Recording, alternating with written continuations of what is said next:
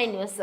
మన రాష్ట్ర ప్రభుత్వం దేశంలో ఎప్పుడు ఎక్కడ లేని విధంగా మొట్టమొదటిసారిగా ప్రతి నెల శుక్రవారం రోజు ఆర్టీఐ దినముగా నిర్వహించాలని ఈ మధ్య ప్రకటించింది. ప్రతి ఒక్కరూ వినియోగించుకోవాలి. విధి నిర్వహణలో అలసత్వం వహిస్తున్న సంబంధిత శాఖలపైన క్రమశిక్షణ చర్యలకై హైకోర్టులో, సుప్రీంకోర్టులో కేసు వేయవచ్చు.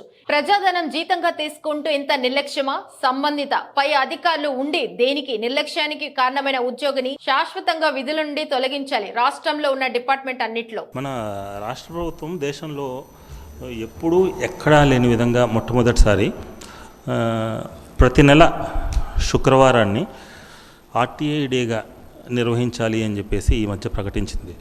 ఇది ఒక ఆర్టీఐని ఇంప్లిమెంట్ చేసే దిశగా ఇది ఒక క్రియాశీలకమైనటువంటి ఒక చరిత్రాత్మకమైనటువంటి నిర్ణయం.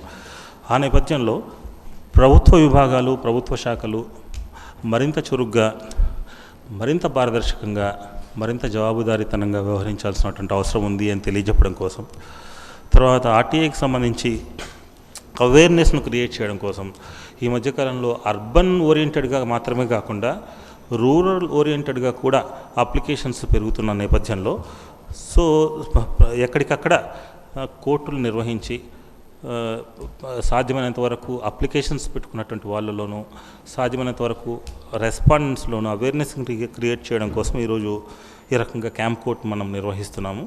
దాదాపుగా 20 నుంచి 25 అప్లికేషన్స్ ఈరోజు మేము డీల్ చేయబోతున్నాము. రేపు ఒక 25 నుంచి 25 అప్లికేషన్స్, దాదాపుగా సుమారు 40 నుంచి 50 అప్లికేషన్స్ 2 రోజుల వ్యవధిలో మేము క్లియర్ చేయాలని చెప్పేసి నిర్ణయించుకున్నాము.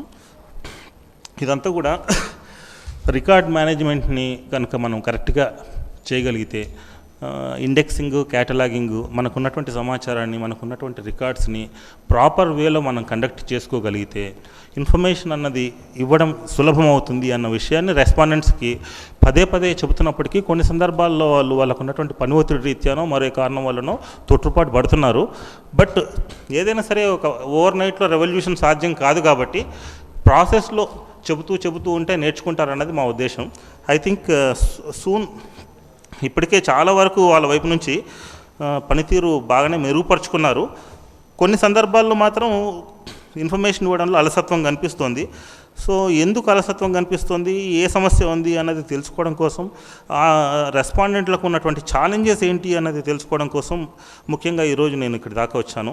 సో రెస్పాండెంట్లతో కూడా మాట్లాడి క్షేత్రస్థాయిలో వాళ్ళకు ఉన్నటువంటి సమస్యలు ఏంటి, మనం ఆ సమస్యలను ఎట్లా అధిగమించవచ్చు అన్నది వాళ్ళతో కాస్త చర్చ జరిపి సమస్య పరిష్కారం దిశగా మనం ఏం చేయొచ్చు అన్నది ఒక ఆలోచన చేద్దాం అన్నది మా ప్రయత్నం.